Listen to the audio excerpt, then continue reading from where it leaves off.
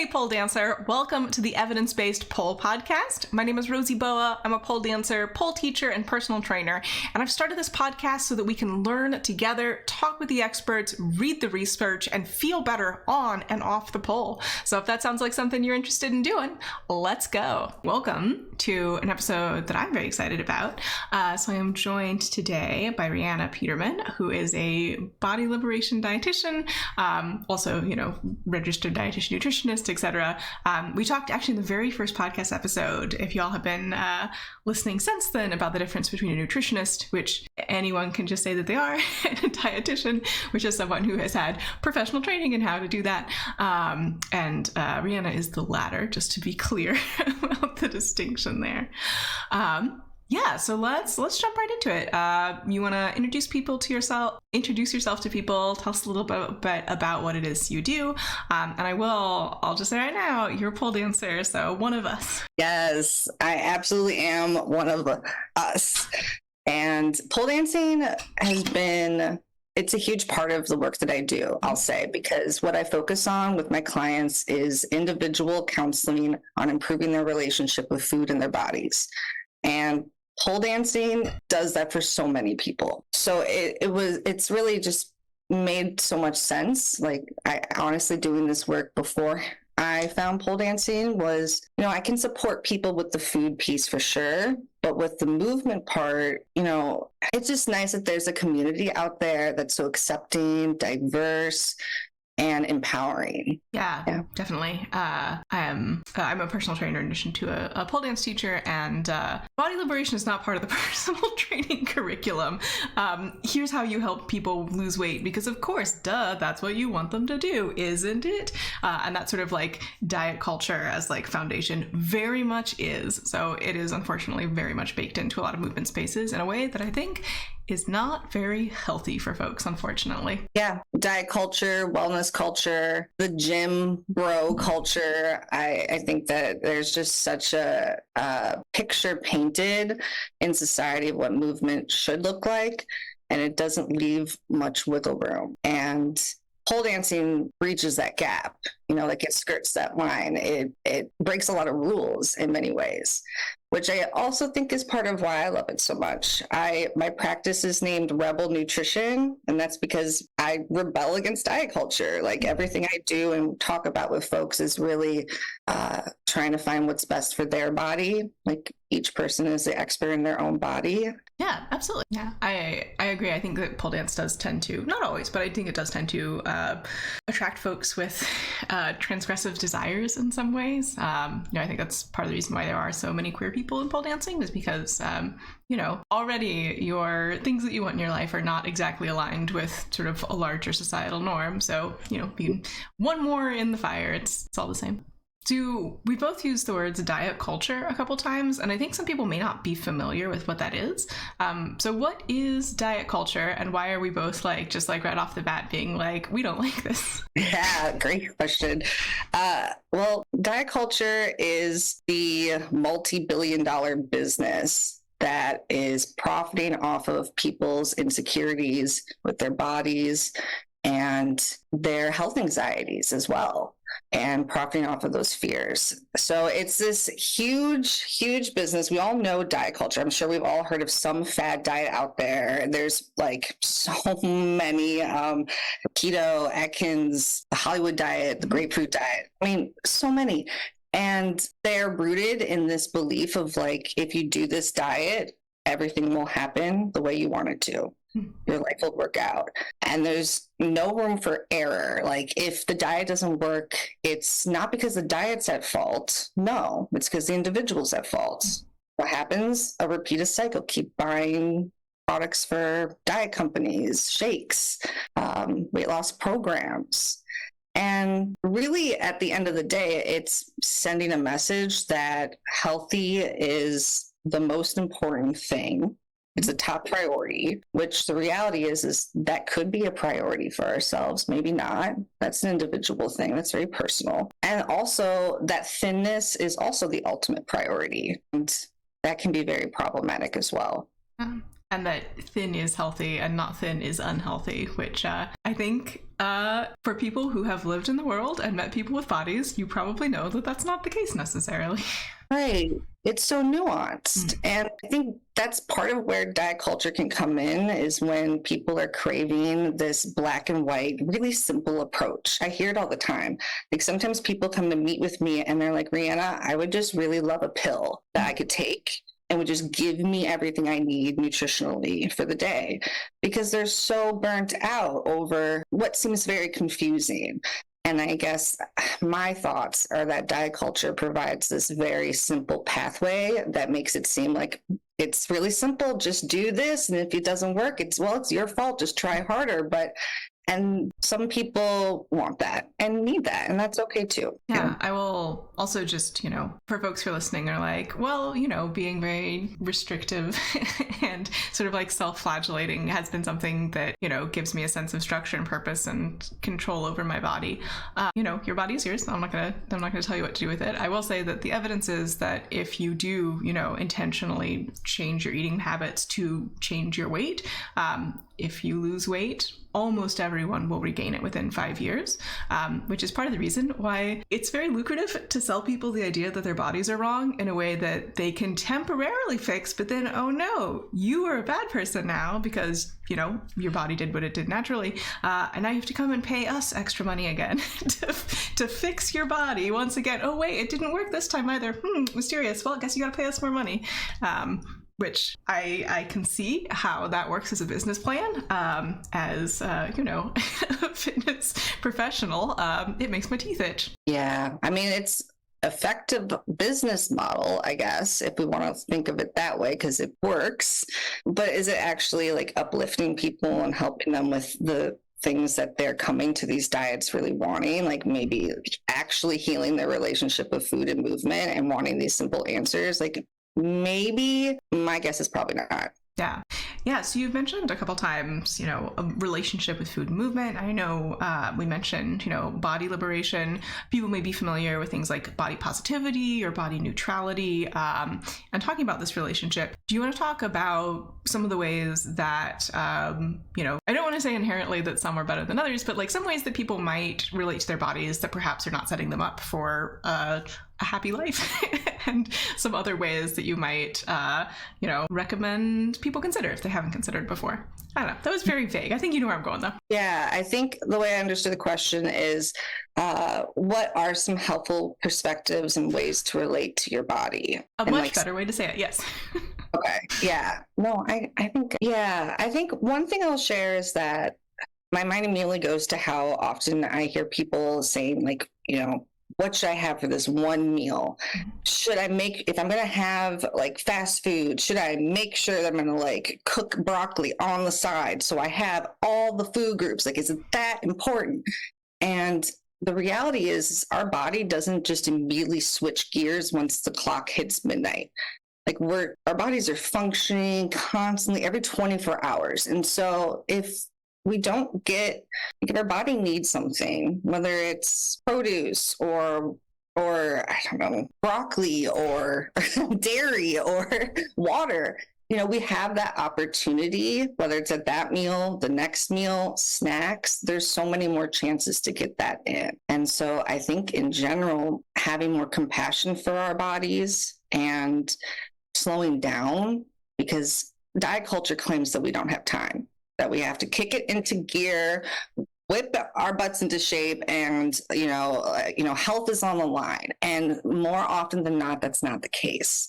Again, that's preying on our fears. And so like reminding yourself and your body that like it's going to be okay, and thinking of all the ways that your body does show up for you too. Yeah, absolutely. There's a sort of artificial sense of urgency. And also perfection, as if it were not only possible but realistic to achieve. every single day, every single time, that I think can take up a lot of brain space that you could use for other things. And then also it creates sort of an antagonistic relationship with your body, right? So, which you mentioned again, like very helpful for people. Pole can often be very helpful for people with that. And I think that if you do not feel like, an inhabitant and caretaker of your body, sometimes doing something where you're like, we're gonna learn a skill and see tangible progress can help you develop that. Right. That's a great point. Like finding other ways to exert body autonomy that isn't like maybe only through restriction. Like that's one way to control your food. Another way would be like going out and taking a pole class. Yeah. I know sometimes that's like not that simple. I'm definitely sharing that now, thinking like it is really an oversimplification, and there's times where it's hard for people to eat for so many reasons. And remembering that we do have choice in how we live in our bodies and acting on that choice. Yeah. And that's a skill you can develop too, right? Like realizing that I get to choose what to do, right? There's not like an imaginary person following behind me with a clipboard being like, oh, hey, you ate one too few carrot sticks, you're getting the flu tomorrow. I'm grading you on, how good you are at having a body. And if the grade is bad enough, then you will be punished in some way. And just being like, hey, imaginary person, I'm doing something you're telling me not to. Break the rules, see what happens. Absolutely. So I know that you have in your practice, there's a number of areas that you work with people on. If you can share this, I'd be interested to know, what do you see sort of comes up the most often with people who are coming to you for help? And also, I guess corollary to that, is there anything that you don't do as a dietitian? Oh, great question. Yeah. So I definitely focus on providing my services to those living in queer fat bodies. I live in a queer fat body myself, so it helps. I have shared lived experience, and I just enjoy working with queer folks. They're a great time. And at the same time, I do offer my services to those, with digestive issues, fertility issues, pregnancy, stuff coming up, even at post-pregnancy, diabetes, chronic illness. I see the whole gamut. And people hear me and they go, you're a body liberation dietitian. Does that mean you don't do weight loss? And I don't prescribe it. No, I don't prescribe weight loss. Absolutely not. It's against my values. At the same time, do I have clients that I work with who are actively pursuing that and are on the fence about it and struggle with maybe breaking away from that, but they're still kind of in the throes of it? Like, yeah, I still work with them.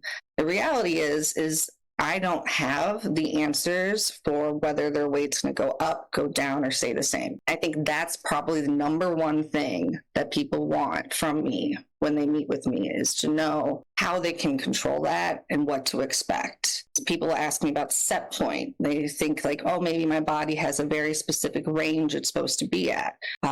Sometimes that's true. Everybody's different. The genetics play such a big part. So there's going to be providers out there and dietitians and nutritionists out there who make claims that they can control weight and say, yes, this is going to be a meal plan that gives you exactly the outcome that you want. And they may have like a strong guess, but we don't really know. And I'm talking as someone who has 2 degrees in nutrition, a master's in science. We don't know how to actually make sure someone's weight decreases or increases. We're just taking best guesses. And then that's normally not what people want to hear. And so if you're listening to this right now and you're like, what? But I've always just heard, you got to have more calories out than calories in, and your rate will just like decrease linearly. Yeah. That's not what happens. It's just so simple, right? Like, no, it's not. And the reality is our weight is factored in by so many things: medicine, age, genetics, sleep, stress, activity level, food. Like the food and movement are just 2 things out of the laundry list of things that impact weight. Illness, chronic illness, like the list goes on. So I think that's the number one thing that people want, is like to confirm or like reassure them that actually is going to work. There is that control. And unfortunately, I can't provide that. Yeah. Yeah, I think something I've been reading about recently that I don't know how much this is common knowledge, but is the role of epigenetics on a lot of things. So epigenetics is like how a gene is expressed. And basically it's, y'all know that thing from high school science where they laughed at them and they were like, when a giraffe stretches its neck a lot, a kid has a longer neck. And they were like, that's not really how it works. But what happens to your parents and your progenitors does affect how their genes express. So maybe a little bit, actually. It's kind of a little bit right. And, if you've had a family history of food insecurity, that's going to affect your metabolism for the rest of your life. And you don't have any, you don't have any control over that. You may not even have knowledge about it, right? So, you're an ecosystem and you can't just go in there and be like, I'm going to kill all the ants and I know exactly what's going to happen in the ecosystem. You can try. Yeah. You can find out those ants were load bearing in a very unpleasant way, unfortunately. Yeah. I think people really do discount how much genetics plays into things so much, because it's like over 50% when it comes to actually how our body composition is made up, how our body changes, how frequent our weight changes, at what ages. Like, so much of that is already pre-written into our DNA when we're born. It's like coded into our bodies that we're going to have a weight fluctuation maybe at 25 years old or whatever, like it's already written in. And so we can try to override our bodies for sure. We can try to change it, and it might be fighting a losing battle or just something that goes on for a really long time. And do you want to be fighting your body? Yeah. I think for some people the answer is probably yes, because that's what they're most comfortable with and that's the relationship that they've had for a really long time. But for me, the answer is definitely no. It's just not something it's something I've tried in the past.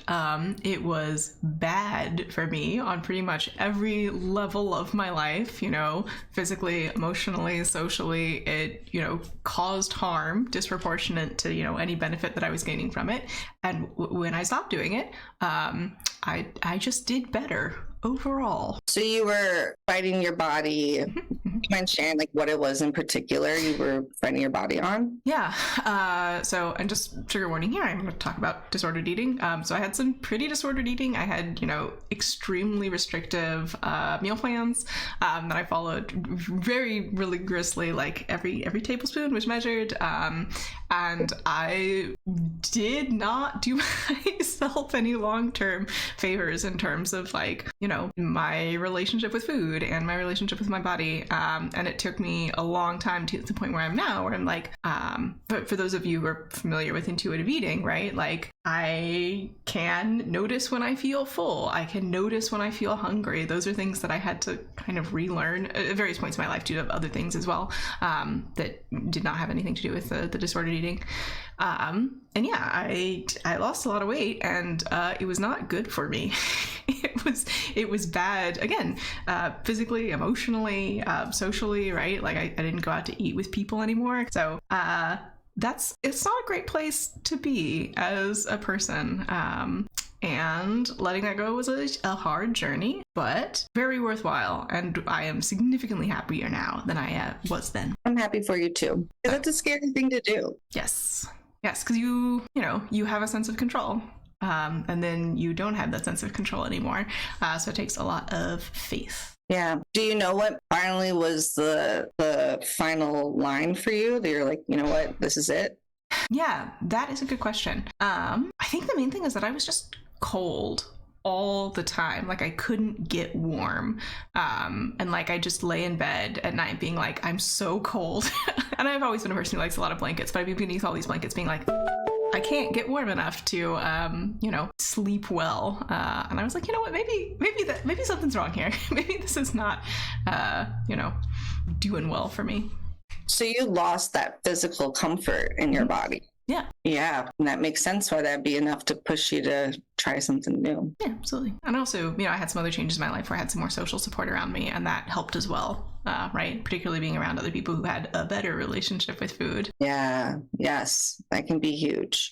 So much of how we relate to our bodies and food is really like from how it's been modeled to us and the people around us. It can be a huge influence. Yeah, I think like many people, I had a parent who was just constantly yo-yo dieting and constantly talking about how much they hated their body and, how much gaining weight made them feel bad about themselves. And that has resulted in a lot of unlearning for me. Yeah, worth it though, right? Oh, absolutely. Absolutely. Yeah. I know there's something that people say this. I hate this.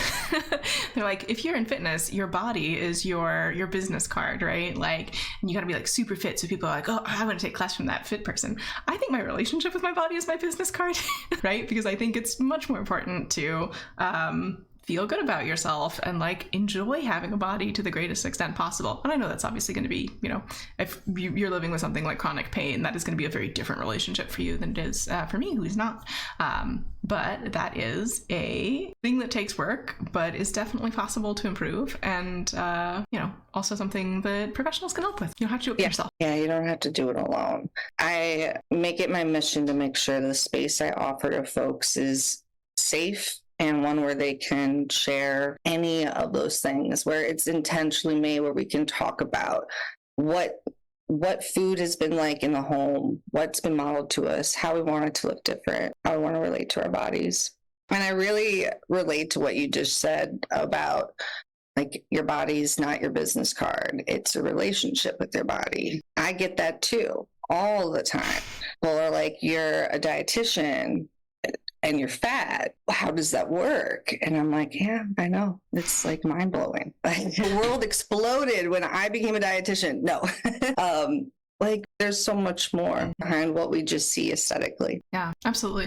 Absolutely. And it is, I think, less so in pole than in some other spaces, but it also definitely still is there in pole. I think the sort of like constant, pervasive cultural anti-fat bias is so it's almost hard to notice at first until you really start, looking for it, right? It's like, any other, systematic structure of oppression, once you like know that racism exists, you begin to be like, oh, oh, I see. And I think, that journey of discovery looks very different if you are in the oppressed class or not. Referencing like weight bias in the pole world.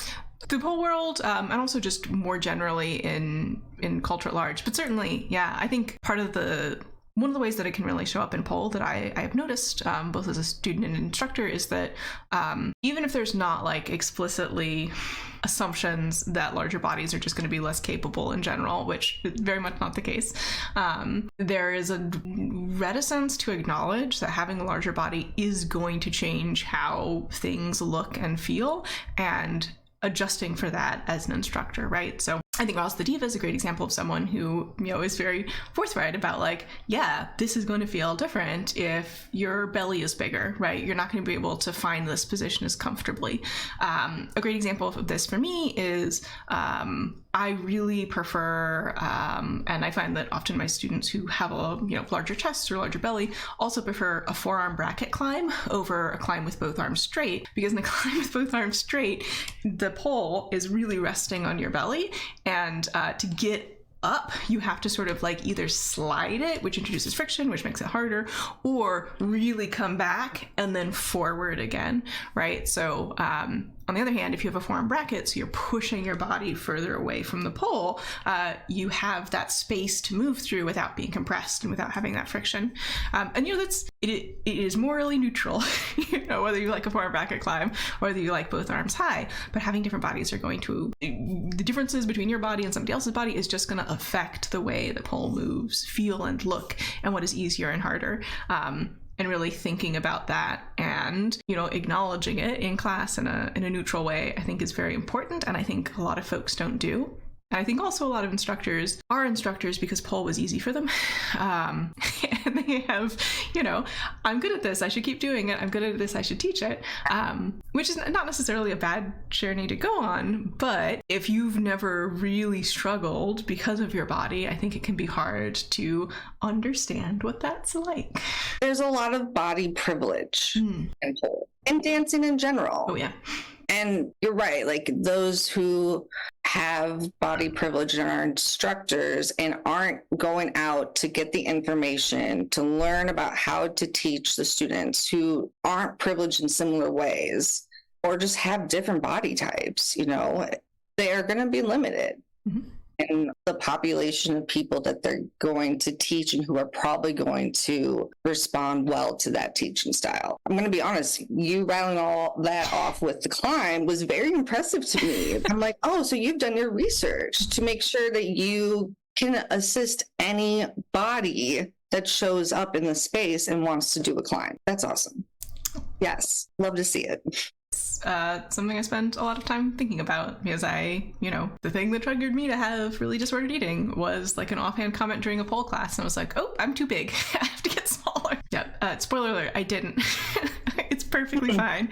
And I struggled a lot, and the thing that should have changed was what I was trying to do and how I was trying to do it, and not my body. And that is always true. Pole students, if you're listening, that's always the case. If you are failing over and over again, the issue is not your body. The issue is something else. Personally, I was really struggling with making progress in pole. And then I found out that I have a severe pelvic floor condition. And I'm like, when I think about pole dancing, I use my pelvis. That's for sure. I definitely do, like, all the time. No wonder why I was running into issues. I guess I could have tried to fight that and like just override my body's chronic condition. But that would have been really hard on me, and it could have made the condition worse. So I don't know. I really appreciate that recommendation to like pause if you're struggling with something and not just blame your body, because there could be so many factors. Yeah. Or not just blame your weight. Yeah. Your weight, or, a number of other things, right? Like short legs, short arms, your current level of flexibility, right? Like if you just don't have the ability to do something needs to change. Like you need to change something about the movement so that you are doing something that is within your ability. Pelvic floor in particular is something that I think a lot about. I'm curious, do you find when you're not thinking about it and you're doing pole that you hold your breath? Oh yeah. Yeah. Yep, that's definitely likely to lead to issues, because that, the abdominal pressure's got to go somewhere. There's a good study I was reading recently where, this was specifically looking at people who are pregnant, but sometimes you have like separation of the abdomen to make room. And what they found was that there was a negative correlation between people who had separation of the abdomen and people who had, pelvic floor prolapse, right? So basically the pressure has to go somewhere. And if you're really squeezing in the abdomen, it goes down. And if you're really squeezing at the bottom, it goes out. Ideally you can sort of like balance those things. And I, talk to a pelvic floor specialist, that's not me, but, in pole, particularly if you're someone who like unconsciously sucks your stomach in, unconsciously holds your breath, pelvic floor issues are a very real potential consequence of that. Yeah, something has to take the strain when we're doing these moves. It could be the muscles that we want to be engaged, or it could be our pelvis. Or, find something that you can do with more ease, so you don't have to strain to the point where, you're creating issues for yourself. Yeah. Like, bodies are an ecosystem. If you remove the ants of breathing, you get the, squid of pelvic floor issues. It's not a very good ecosystem in the metaphor, but you know what I mean. Right. I even did this myself. I see other dancers too who are like dancing. They're new to pole, and it's like a race to the finish line to get all the tricks. And personally, don't want to risk that at the cost of my pelvis or these other things that maybe I don't know. I'd rather like take it slower, not race, and see what happens. I see injuries. People come to see me for injuries. Like that. It does have risk. Absolutely. And there's that, that same sense of false manufactured urgency that it has to be right now. It has to be perfect, right? Like just like we were talking earlier with, thinking about food. If those are your thought patterns that you normally fall into, maybe it's worth considering them. And I mean, certainly the patterns that I fall into, right? It's, again, socially very accepted. A lot of advertising is like, you got to do the thing right now. You don't have any choice. So I think it's a state that like we are constantly encouraged to be in, but that's not really how your body works, right? And if you tell your body that that's how it should be working, congratulations on the chronic stress. Sorry, it's probably not very fun for you. Yeah, it's probably going to be a terrible time. Do you want to talk a little bit about, I'm thinking some terms that people may have heard us say, but may not be familiar with, fat liberation and body liberation? What are those, and what's sort of the philosophy underneath them? Yeah, absolutely. So fat liberation it's liberating fat people from the tropes and the stigmas and the stereotypes. So it's celebrating fatness instead of condemning it. And fat liberation can be approached in so many ways. It could be approached in how we relate to friends, who live in fat bodies, or our own fat body that we may live in. It can show up in advocacy. I work closely with folks who are trying to make changes to laws that allow for the seats on buses and airplanes to be different sizes, to actually accommodate bodies differently. Like there's just so many facets that go into liberating fat folks in their day-to-day lives and the ways they're already currently oppressed. And if anyone is looking to learn more about this, I really recommend a book called Anti-Diet by Christy Harrison. She's another dietitian, does similar work to me, and really dives into a lot of these intersections with diet culture at the same time. Yeah, I'm trying to remember to put that in the show notes. Yeah, and then for body liberation, that's thinking of how our bodies are oppressed and terrorized every single day and liberating from that. So, that goes from weight discrimination, race discrimination, all of those things, like liberating our laws and also our biases. Knowing that biases we can't completely erase them, we can be aware of them, but that already leaves so much more room for a discussion about if we're aware of these biases and that we have a certain idea of how bodies should be, then if we're aware of that, maybe we can have a discussion about it. Yeah, absolutely. Definitely thinking about the ways in which some bodies are commodified as the right bodies, and everybody else gets, to enjoy the commodities of the things that will fix the bodies to be the right bodies. And this is, nothing to do with, your actual, ability to move. It has everything to do with how you look to an outside perceiver, and very little to do with how your internal experience of your body is, except to make you feel bad about it if it's not, quote, good enough. Systems of oppression. And so to define body liberation is actually, I'm struggling with it because it can go so far as to, thinking of all of the people who are being terrorized in Palestine right now. They need liberation.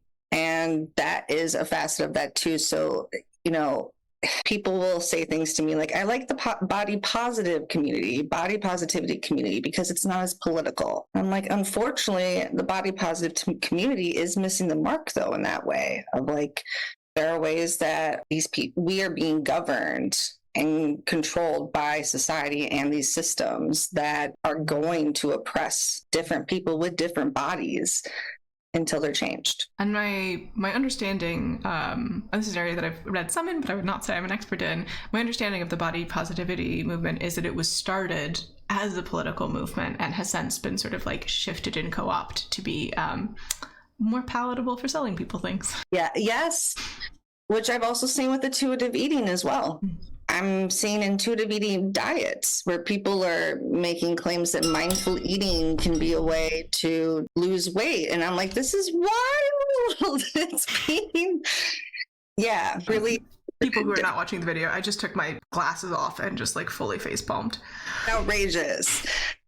So I don't know. I guess that could happen with the fat liberation community too. My hopes is that there's enough fat people who are actively involved in the community, making sure that progress is made. The body positive community, it's not necessarily aiming to liberate any certain body. It's just saying, let's be happy about our bodies. And so which could be freeing for some people, but not for everyone. Mm-hmm. Also, feeling positive about your body may not be something that's even close to how one feels. And so I hear often that is just really far off from how people actually feel. So that's where I like to think of body neutrality. If we can't, it doesn't have to be positive, but maybe can we think of our bodies in a way that isn't harmful, negative, condemning? Yeah, absolutely. Starting to notice those thoughts when we direct them towards ourselves, and maybe try not to. I don't know, it sounds so like glib and simple, but it's not at all. Yeah, you're not alone. Everybody on this planet is dealing with having their bodies being nitpicked and terrorized and controlled in some way, shape, or form. And you're right, it's not just the flip of a switch to immediately feel better. It takes work and time, and also many people don't have access to those things. So I just think that there's a lot more support that is needed. Absolutely. Speaking of support, I want to make sure we wrap up on time. I know you are busy. If people were looking for support, say from you in particular, how could they find you and how could they work with you? Absolutely. So if you would like to work with me, go to my website. It's at reannapeterman.com. So ReannaPeterman.com. You can also email me at reannardn@gmail.com or find me on Instagram at reannardn. I am accepting new clients right now. At sometimes of the year, I offer groups like meal support. I actually eat with people, and it can be a really fun time. So yeah, if any of this hit home for you, or you felt like you connected to some of the things that we talked about today and you're interested, please don't hesitate to reach out. I take insurance and also offer self-pay and sliding scale. And I know you also do work with people who are currently experiencing eating disorders. So yes, yeah. If that's you, A, hugs, and B, maybe reach out to Reanna. Yeah, please do. All right. Well, thanks so much for joining today. Great conversation. I hope folks enjoyed it. I'm sure they did. And I will see y'all later, listeners. And Reanna, lovely chatting with you. Yeah, thanks for having me.